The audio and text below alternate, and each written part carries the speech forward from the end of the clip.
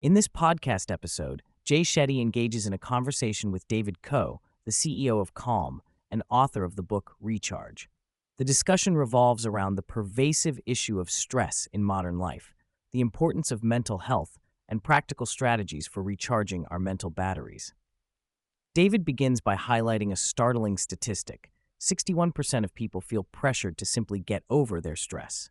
This societal expectation can lead to a culture where individuals feel they must power through their challenges without addressing the underlying issues. David reflects on his own experiences with stress, particularly during his daughter's college application process, where he finds himself wanting to intervene but recognizing the importance of allowing her to navigate the process independently. This personal anecdote illustrates the broader theme of how stress manifests in our lives and the need for a more compassionate approach to mental health.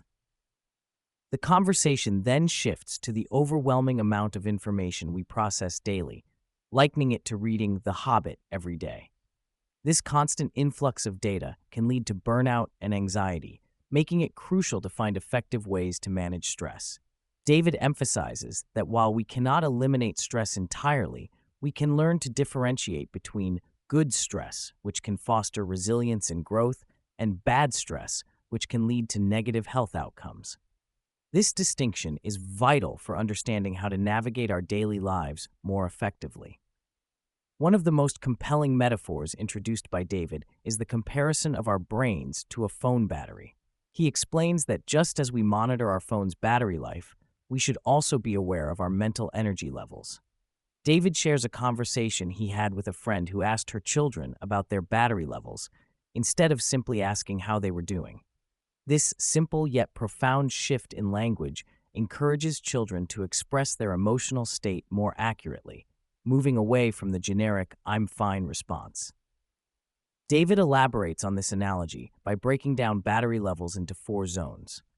75 to 100% indicates you're functioning well, 50 to 75% suggests you may need to recharge, 25 to 50% means it's time to take a break, and 0 to 25% signals a critical need for intervention.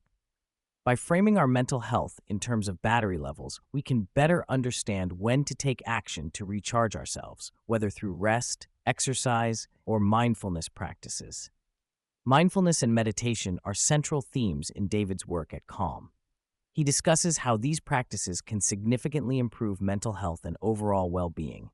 Many people turn to Calm for sleep assistance, as poor sleep can exacerbate stress and lead to a cycle of negative behaviors. David emphasizes that when we prioritize our mental health through mindfulness, we can break this cycle and foster healthier habits. The conversation also touches on the misconception that taking time for mindfulness or meditation is a waste of time. In reality, David argues, these practices can enhance productivity by allowing individuals to make better decisions and communicate more effectively. When we take the time to recharge our mental batteries, we are more present and engaged in our work and personal lives. David shares his insights on vulnerability in leadership, noting that many leaders struggle with the idea of being open about their challenges. He recounts a conversation with a CEO who feared that showing vulnerability would be perceived as weakness. David counters this notion by explaining that vulnerability can actually strengthen a leader's connection with their team, fostering a culture of trust and openness. By sharing personal stories and challenges, leaders can create an environment where employees feel safe to express their own struggles. David emphasizes that this shift in leadership style can lead to a more engaged and productive workforce, as employees are more likely to feel supported and understood. This approach not only benefits individual team members, but also enhances overall company culture. The discussion then shifts to the importance of creating a supportive work environment that prioritizes mental health. David highlights the need for companies to provide mental health resources and tools for employees. He believes that organizations should actively promote mental well-being, making it a core part of their culture. David shares examples of how Calm has implemented practices to support employee mental health, such as meditation sessions and gratitude exercises.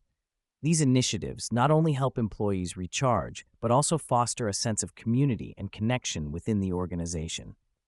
By prioritizing mental health, companies can improve employee satisfaction and retention, ultimately leading to greater success.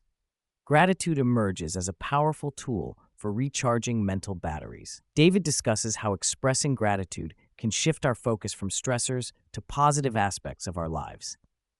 He shares that at Calm, they practice gratitude by encouraging employees to share their weekly wins, fostering a culture of appreciation and recognition.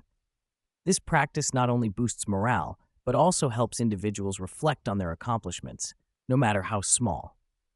By cultivating a mindset of gratitude, employees can better manage stress and enhance their overall well-being. David emphasizes that gratitude is a simple yet effective way to recharge our mental batteries and improve our outlook on life. Flexibility in the workplace is another crucial topic addressed in the conversation. David advocates for a culture that allows employees to take breaks and prioritize their mental health. He shares his own experiences of canceling plans when he feels overwhelmed, emphasizing that it's essential to listen to our bodies and minds. By promoting a flexible work environment, companies can empower employees to take the necessary time to recharge. David believes that this approach not only benefits individual well-being, but also enhances overall productivity and creativity within the organization.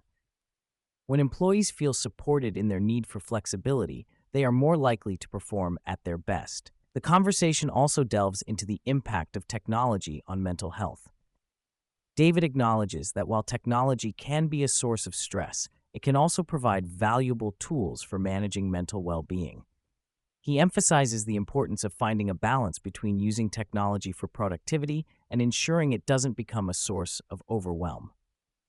David encourages individuals to be mindful of their technology usage, particularly regarding social media and constant notifications.